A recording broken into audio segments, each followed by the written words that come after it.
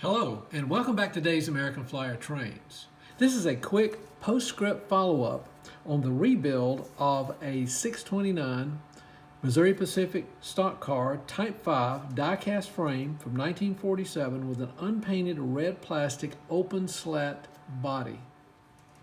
In a previous video, I mentioned that information from a colleague who rebuilds American Flyer trains and actually restores them gave me a heads up that when working on these Pullman cars, be cautious, because not only is the body plastic, but so is the frame, that sometimes when you disassemble these, the body will not match the holes in the frame.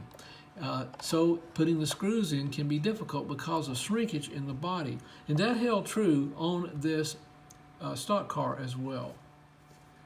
When I began to rebuild, placing the body onto the chassis, die-cast chassis, was not all that difficult. It wasn't a slam dunk. I had to wiggle it in a little bit because it was being squeezed in from both sides of the body. But I noticed almost immediately that none of these rivet holes were matching the holes on the four corners.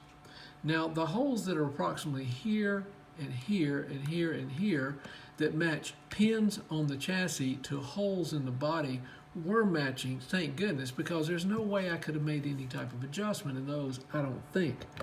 But I noticed that in each one of these holes, like this one right here, where this rivet goes, and in all four corners, or pin goes, that the hole in the plastic was too far inside, and the hole for the die-cast body was too far to the outside, and there's no way I could have squeezed that pin in at that excessive angle.